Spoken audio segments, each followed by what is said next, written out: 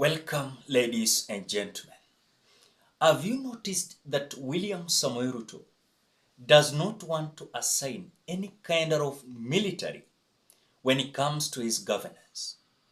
I know when I say that, some people are just like raising their eyebrows. What am I saying?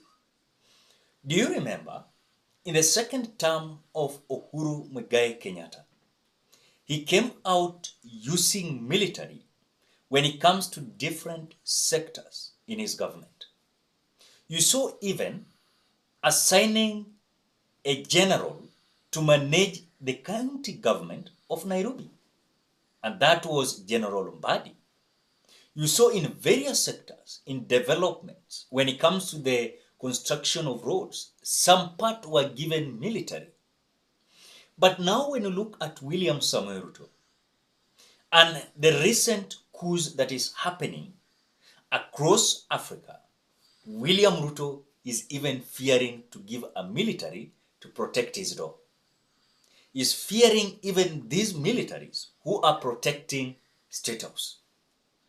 So when you look at the reason why Uhuru Kenyatta used the military, it was out of frustration. And this frustration and blackmail came from William Ruto's force, because immediately after election of 2017, then Raila Odinga and Uhuru Kenyatta had handshake. This was that time, or rather it was the time that Uhuru Kenyatta, or rather William Ruto, felt like these people are planning to kick me out when it comes to the politics of the Republic of Kenya. So for me, is to come out against Uhuru Kenyatta's government. And by doing so, he came out mobilizing different members of parliament from Mount Kenya region, from Rift Valley, and he added from other different places across the Republic of Kenya. Little did we know that Uhuru Kenyatta had already understood whatever was going on, that either these people are planning to use either the military to overthrow his leadership, or it was a plan to impeach Uhuru Kenyatta. Because by that time, William Ruto had already captured certain attention of members of parliament in Mount Kenya region. And at the same time, William Ruto was having members of parliament from Rift Valley. So it was just a kind of buying here and there to ensure that he was going to win by having more members of parliament. You saw even during the launching of UDA party, you saw them coming out bragging that they have more members of parliament. Well, look at even during the by-elections, these people came out campaigning hard towards UDA party. They won several by-election seats. So when you look at William Ruto's force, was so tremendous. It was a kind of force that was up to something. So Uhuru Kenyatta never came out sitting and relaxing. So what he did was to plant military all over. When it comes to development, it was military. When it comes to management of Nairobi County, it was military. So military was all over the country. So it was like Uhuru Kenyatta came out having good relationship with the military. But in any case, Uhuru Kenyatta could have been sabotaging military. At the same time, William Ruto, his deputy, was coming out with a kind of force that he had by then, and propagandas that he came out selling to the people across the Republic of Kenya. Then guess what could have happened? Then William Ruto was having so power to throw Uhuru Kenyatta. But because of the addition of Raila Odinga's opposition and Uhuru Kenyatta's tricks on how the leadership was going to be, so Uhuru Kenyatta was having some members of parliament, and Raila Odinga was having members of parliament by then. So when you add them, it was so difficult to impeach Uhuru Kenyatta. So because of that tactics, William Ruto had already planned that the next course was to overthrow Uhuru Kenyatta. But as we speak now, what William Ruto is doing now, about his fear, he doesn't want to assign the military. It doesn't mean that he doesn't want to of course, deploy these militaries in different developments. Because sometimes when you look at even some reasons where, when you look at if truly these people or rather this military, they always have also good minds and intelligence. They always work very well. Some have been trained as engineers by then or sometime of their lives. They always build even good roads.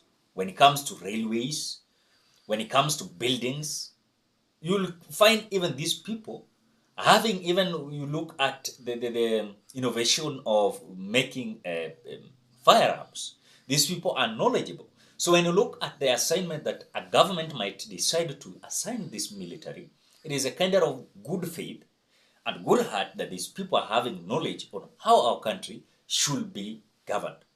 But on the other side of William Ruto, he is fearing to do so because, one, no one is coming out to force to of course force him hard.